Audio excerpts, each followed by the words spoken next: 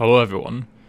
So before I get into the nitty gritty details of this fiasco, I want to turn your attention to this article from the 17th of September 2019, so it's still relevant, it's still quite fresh news, fresh discourse about the game. So how Call of Duty Modern Warfare's crossplay will work. So they break down how it'll work, yada yada yada, but what we're interested in is this line.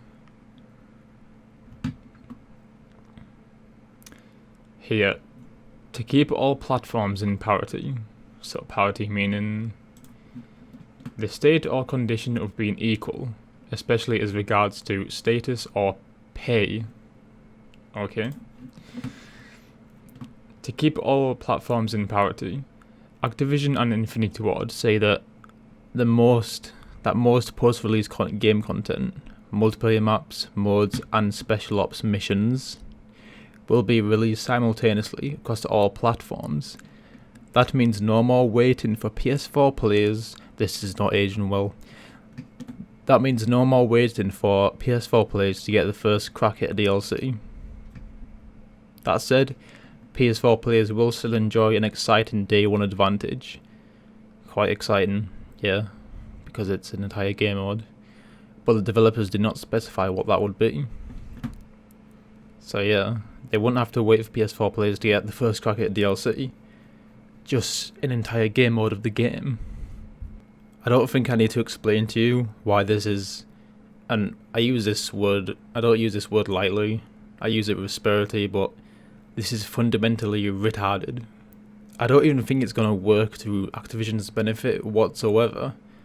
I mean, the paycheck that Sony gave them, it must have been a lot, because for Activision to pull this clearly just inane stunt, it must have been worth it in some way. Maybe Activision has a team of accountants that have deduced that in some stretch of the imagination, this was actually a good decision for them. Here's the thing, Call of Duty works in such a way where as soon as the sequel comes out, the previous game is diminished, completely undermined. It's usually the same way. It might be different this time around because Modern Warfare is the one doing a more realistic approach, and maybe Black Ops 5 when that comes out in a year, because Sledgehammer Games is gone. That's another whole can of worms. But maybe Black Ops 5 will be known as the Battle Royale focused COD, and Modern Warfare will be the realism. So on the PS4 version of Modern Warfare, the Spec Ops survival game mode is exclusive to the PS4 for a full year. And to clarify, that's not in the entirety of Spec Ops, which would be like a third of the fucking entire game, but it's just a classic survival game mode. But it shouldn't be something that's exclusive to a whole platform, especially for a year. In turn, this means when the Xbox One players and the PC players get access to this game mode, it'll be deemed just redundant because the next COD will be out by then.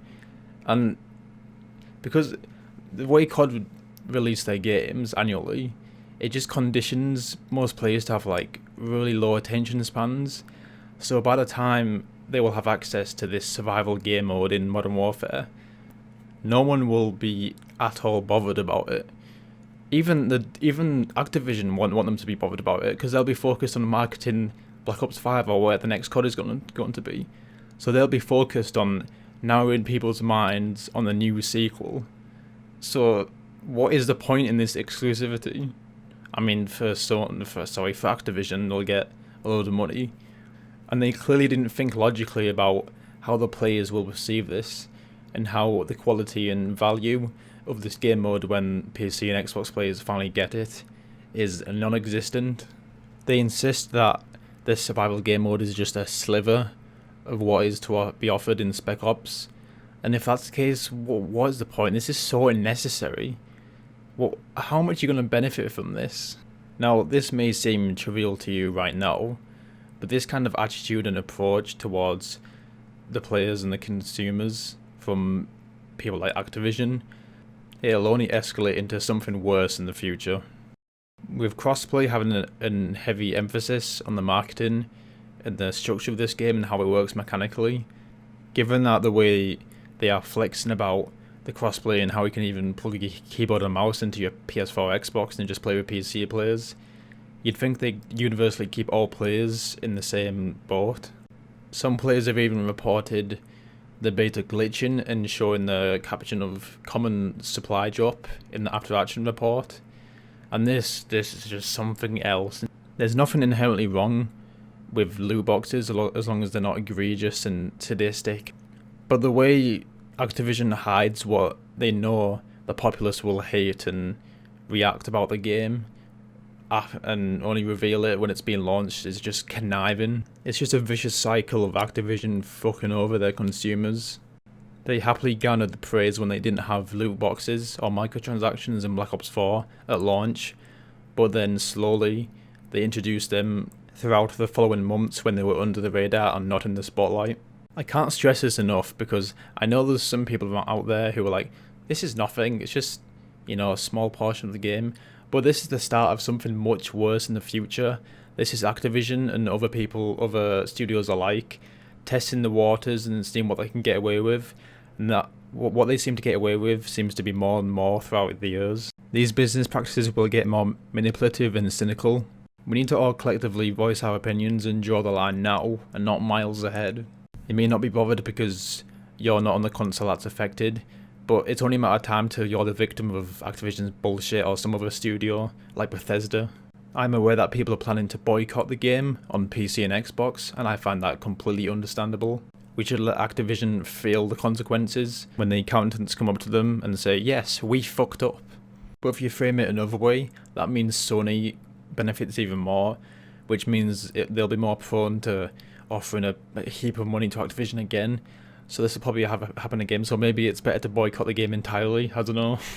It would be hard to get everyone in harmony to do that simultaneously, but I think everyone can agree that that is the answer. That is the solution to get them to stop doing this. I saw this coming. The praise around Modern Warfare was suspiciously pristine and clear and innocent. I could feel that something was coming around that would just ruin it all. Say what you will about the controversy around Borderlands 3 as of recent, but at least when Randy Pitchford has been a silly cunt on Twitter, it doesn't affect and compromise the actual game.